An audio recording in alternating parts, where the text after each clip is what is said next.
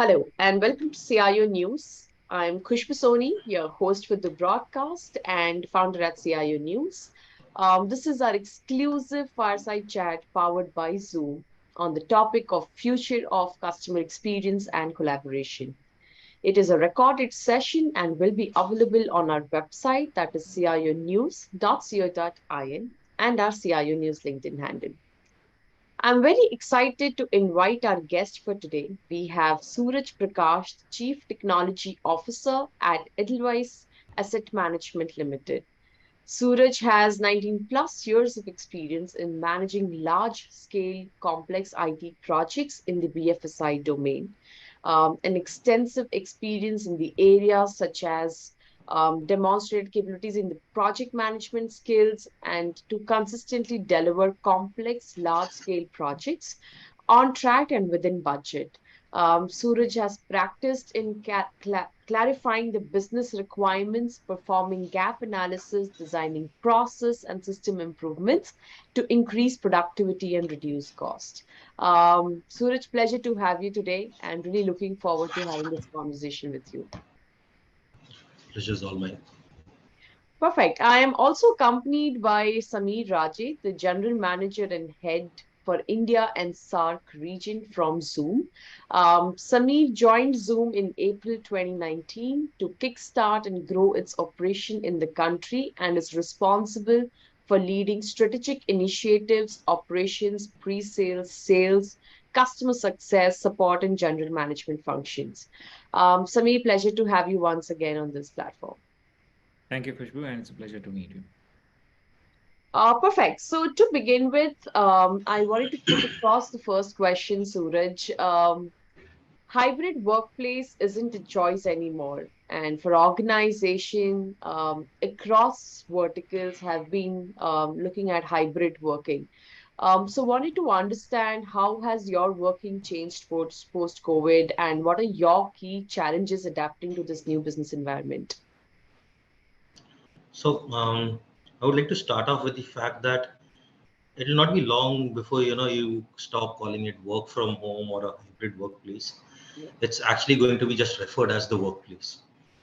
Like by the time we are totally out of COVID, we away from the fears of COVID and everything. I think most of the situation has come back to normal. But I think the latest stats that I had seen, like almost 37% of desks will be empty forever, as compared to pre-COVID. So this is no longer going to be a choice or anything. This is going to be kind of the norm.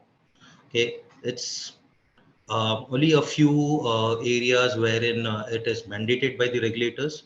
Other than that, all other departments and any organization would have the option and the choice for being in a hybrid environment or being having that work from anywhere kind of, not from work from home, but work from anywhere kind of environment. That's where I see it.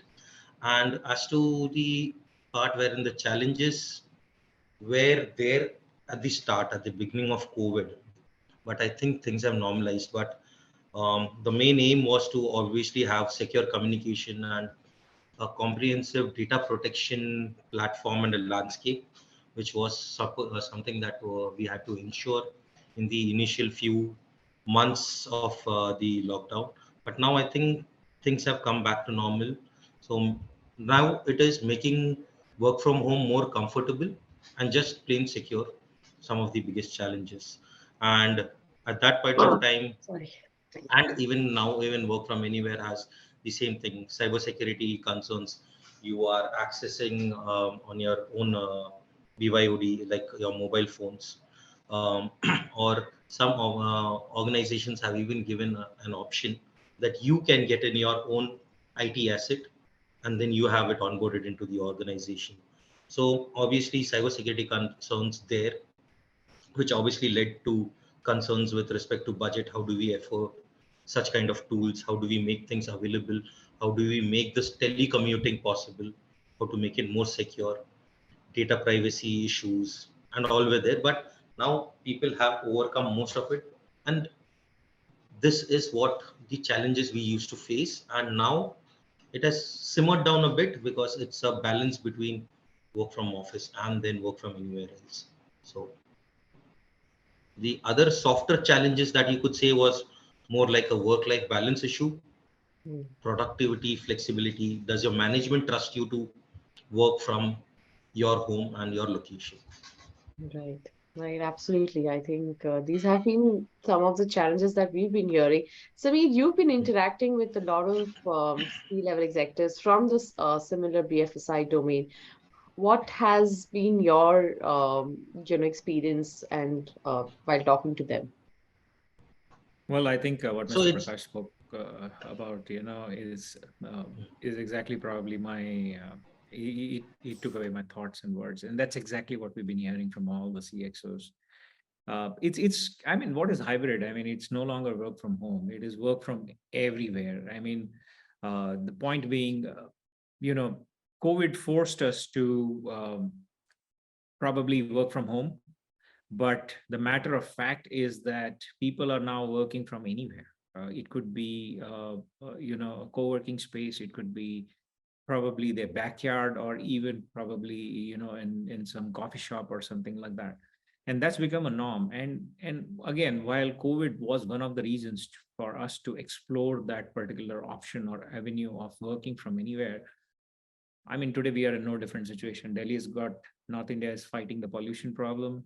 Bangalore and Mumbai are fighting traffic congestion problem. And how sad is that? Because all we've been hearing about the bridge demolition in Mumbai, and that's doing a round robin. The same thing is happening in Bangalore, where there is another set of challenge where another bridge is being, stability of that bridge is under question. Who wants to commute? Yes, I mean, the people who are in manufacturing or need to be at the shop floor, they will have to be there. Similarly, people mandated by the regulators who are required to physically monitor certain assets or hardware, they will have to be there in the premises. Probably they would also be, 2 days, 3 days, I don't know, or it could be a rotation shift or something like that. But a lot of majority of them, again, it's not about work from home anymore, as Mr. Prakash said. Is for point number one, it is the option of flexibility of working from anywhere. And I think it is more now about empowerment, empowering the employees to give them that option, give them that choice. I was reading about an article yesterday where I think Infosys has been talking about getting people back into offices, but they're giving the option back to the employees, where they're doing a survey. And that's exactly what we are doing at Zoom, right? We are empowering the employees. We are doing surveys. Who wants to be in office? We have given multiple options: how many days in office, how many days work from home, and then taking a feedback. And you know what, in majority of the cases, everybody is opting for hybrid or work from home. Most of them are either choosing completely work from home, or maybe 1 or 2 days in office. Nobody's doing like, I want to be 100% in office. So that's the new age or era that we are in. Work is anywhere, it's everywhere. Right. Right, absolutely. I think we've heard a lot of organization after the hybrid working has started, they've started looking at employee engagement and experience, and has given that a lot of importance. So, Suraj, I understand you also pointed out on that. So the employee engagement and experience is mostly dependent on the seamless performance of even the platforms and the tools that have been provided to them by the organization. Wanted to understand what solutions have you been using that you provided to the team for collaboration and for work from home users, and how are you kind of ensuring the adherence of HR and compliance guidelines as well?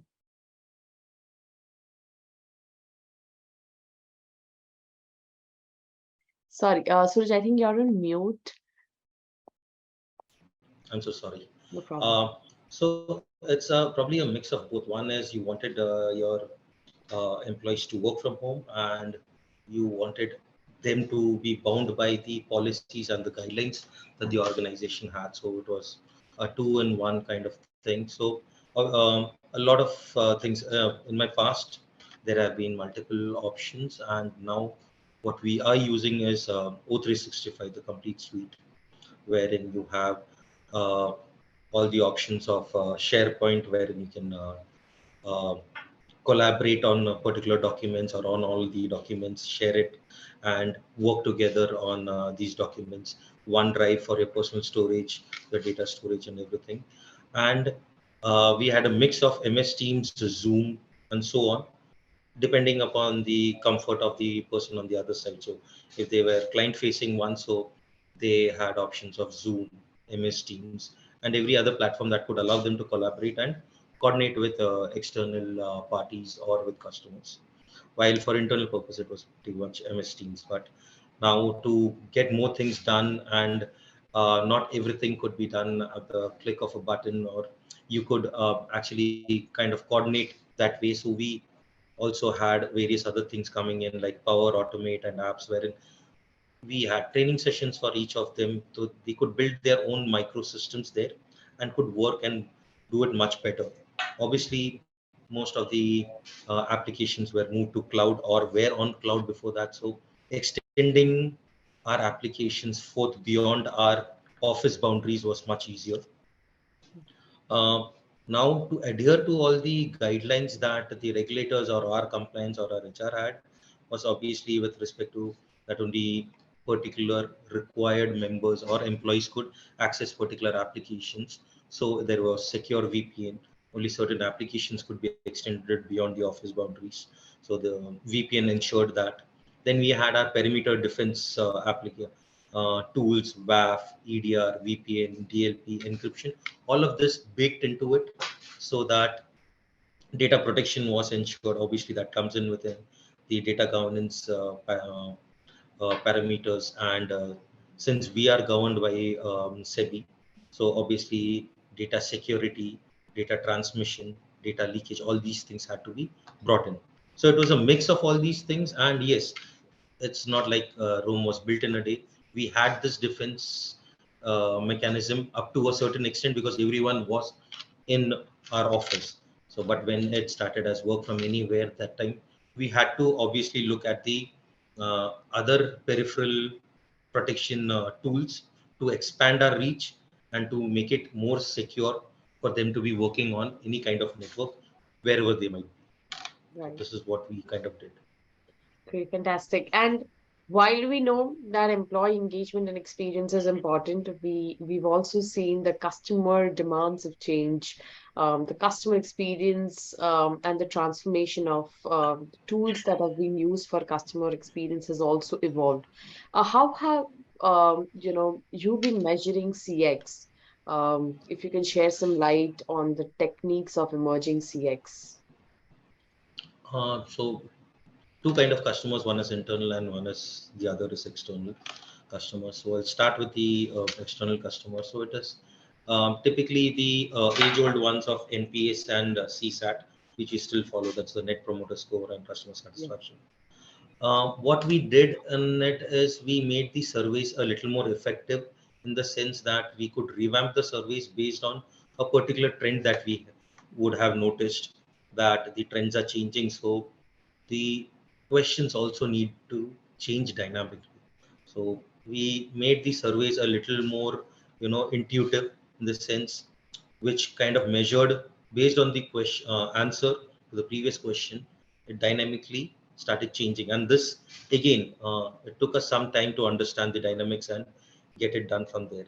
The other things were like increased footfalls, increased conversions, total downloads of our application, total uninstalls of our applications are also a measure which not many people look at it right now, because everyone feels that customer satisfaction is based on this survey. How many times have your apps been downloaded? How many effective feedbacks are you getting from there? Also are some things that we measured. What are my increased footfalls on particular websites, my edelweissmf.com or my transaction website? How many, what were the number of customers who were coming to us prior to a particular page being revamped, a site being revamped? How much has it increased? That also is a measure. Then obviously there are things like feedback on social media, uh, drop off indicators, like halfway through the journey the customers has dropped off. um, First call resolution. I'm just naming quite a lot because we got a lot of parameters that we currently work with. Just mentioning a few, like how speedily was the response to an incident, and how quickly was the ticket closed. What is the traverse path that a customer took through our website and how easily could they reach. Did the customer have to go through our website multiple times before they could actually reach to get to the information that they required? That also is there. Then there's SEO. You know, I start naming it. There are multiple entities, but these are some of the things wherein we have worked on and toiled on a lot and built up the customer experience capture and what we can do to improve it also. And this the customer experience is taken so seriously that now first we used to receive change, we used to get change requests from our internal stakeholders. Now we also get feedback and suggestions from our customers, and those functionalities is something that we have built on our website. Family folio is one such feature wherein a customer or two had mentioned that this is something that would really help and serve their purpose. So at Edelweiss AMC, we now have started even taking suggestions coming in from our customers. As for our internal customers, this is something that is regularly done. There is no new way about it, but the thing we have not let go of it. Customer like employee 360-degree feedback, customer like employee engagement, their Yeah. satisfaction, their happiness. So much so that every day when we log into our attendance system, you have a list of smileys. How do you feel today? So Okay. when you consistently say that no, I'm not feeling good about it, there's someone from HR who comes up to you and checks with you. So that's you can either make it anonymous or you can make it you can let everyone know. So it's anonymous in the fact to the extent that the others in the team would not know, but the HR would know, so that Good. they can come up to you and then check with you. So multiple other ways and techniques that is done, but the first 5 or 6 that I mentioned are purely driven by analytics and to make every service that is out there more intuitive. Wonderful. Great. And Sameer, if you can share what, according to you, are the new building blocks or technologies for CIOs and tech leaders to ensure customer delight?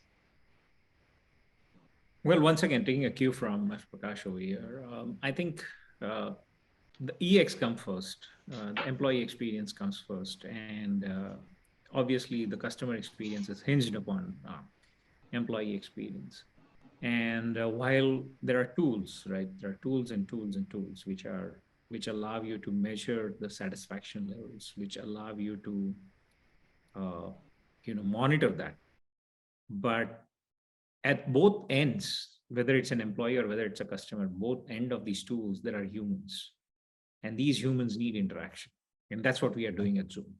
Now, whatever tools, whatever workflows that Mr. Prakash mentioned, just imagine you add an ability to bring in collaboration, to bring in video, to bring in information at a touch of a button. Like, let's say, for example, somebody visiting your website and clicking a button on it and starting a chat.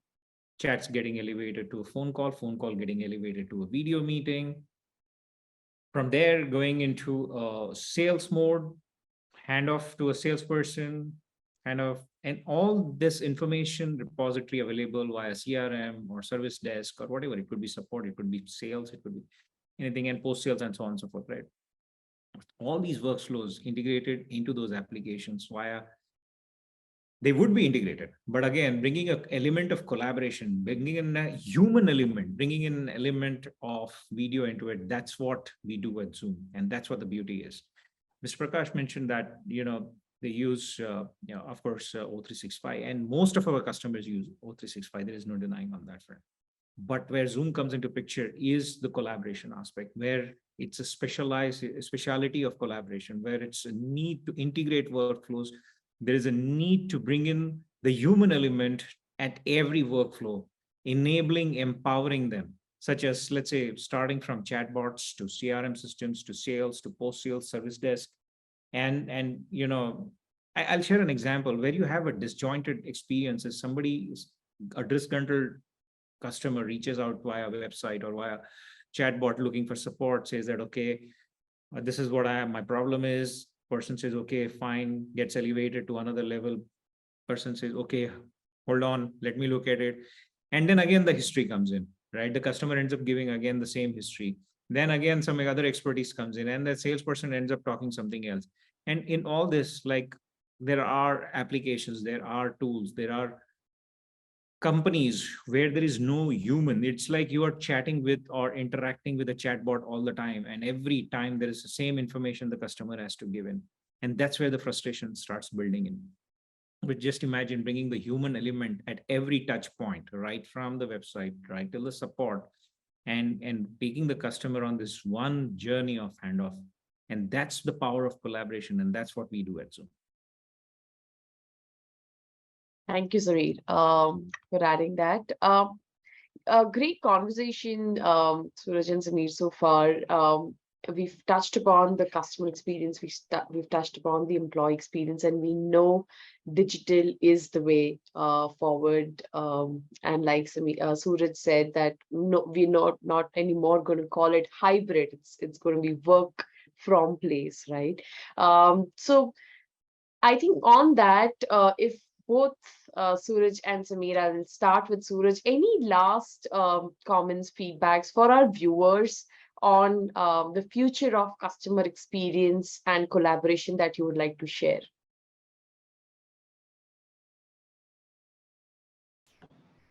Uh, uh, it's only going to improve, and you're just going to find something, a better way to do it. So like how even Samir mentioned right now, it's the things that we are going to do is like every day is going to be a new learning experience. We are going to discover much more, many more channels, many more frontiers on wherein you can present yourself to.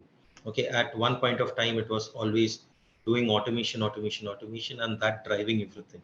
Now it is also an element of human coming in. So it's going to be a cycle, and until we find the right mix between automation and the human element. So the customer experience is always going to be there. So though an AMC business is more of a digital one, we still do have branches. This is for customers who would want to come and have the human element. When it comes to investing, they would not want to receive advice from a automated chat or a bot giving them advice. It's not just always a calculator there. Obviously, those are things or elements that do help them, but obviously there is that element wherein, like we Indians will still typically want to have the human interface always. So it could be through video or through walk-in and everything. So it's always going to be a good mix between this that's going to happen. And uh, crazily enough, that me being in the technology, I still do not know what's going to be the next one. It's always a new trend, and you just trying to catch up or being a step ahead. And that's how I would like to look at it myself also. I don't want to be the master and predict what is there. No one could predict work from home. It was a dream come true when I started working, that you could work from home, and now it's there, yeah, right? So it's always evolving. There will be ways and means that you can do it. It's just that how good you are in selecting, evaluating what you want to do, which technology do you want to look at, and which tool do you want to look for. Obviously, being in line with the organization goals. Sure, absolutely. Sameer, your thoughts? Well, I think this is spot on. And if you look at it, where it all starts when we start working from home or whether we are working anywhere, and we are talking about customers, right? We need to understand point number one is employees today. Mr. Prakash spoke about BYOD and organizations giving a choice to the employees to bring their device and start using that within the organization. Not even, so it's changed quite a lot. Employees are expecting a lot more things. If I have a MacBook for my personal use, or if I have a device with so and so configuration, or if I'm using this high end phone, why is it that the company can't give me? Well, that is hardware. That is something that you can see, and it is easily, something that you can point a finger towards. But we need to understand the same goes towards application, tools, ease of use, and so on and so forth. So gone are the days where, a company can select a tool or a device and say application and say that, what, this is what we've selected for you. Go ahead, start using it. If that is done, Today, employees are in a very different position. They are in a demanding position and with no supervision around, especially when they're working from anywhere, right? They end up choosing or using devices of their choice and applications of their choice, and thereby causing a security risk to the entire organization and the customer also. And this is my personal experience, what has happened with me in one of the banks. So, today, technology team, the CIO is more of a business enabler, partnering with the business and ensuring that they're providing the right tools and applications which work at the ground level. That's the first aspect. The second aspect, as we are progressing here from here on, these same set of employees today, if you look at an organization which is an old legacy organization and not a digitally native organization, these employees, when they're working in an old organization, they are consuming, they are using different type of applications, right, in their, even simplest form of lives, be it ordering groceries or be it booking a cab. So they have that whole integrated experience of using one app for everything and doing that. Same is the case when they're joining the office, they're coming to work and they're saying, why do I need different applications for something? Why can't I, when I'm filing a meeting, why can't I get that data? Why does the manager have to call me and say how many meetings I have done? Right? Simple as that. Same is the case with customers. These customers are consuming and used to a completely integrated experience. And when they don't get that at every stage, they have to come and share the same history, what they are looking for, then it's a complete broken down experience. So I think we are moving more towards more integrated systems, workflows, automated systems. But again, while doing that, there is a lot of human element to it. There are humans at both the ends. And this work from anywhere is again compounding that entire scenario. So I think it's a very interesting time when it comes to collaboration and solutions and automating workflows, having a one holistic application to use for everything. So I think it's a very interesting time, and where do we head from here is going to be very interesting. Great. Fantastic. Thank you so much. It was a wonderful conversation. Suraj and Sameer, thank you for joining us on the CIO News platform, and I look forward to talking to you in future again. Thank you, Khushbu.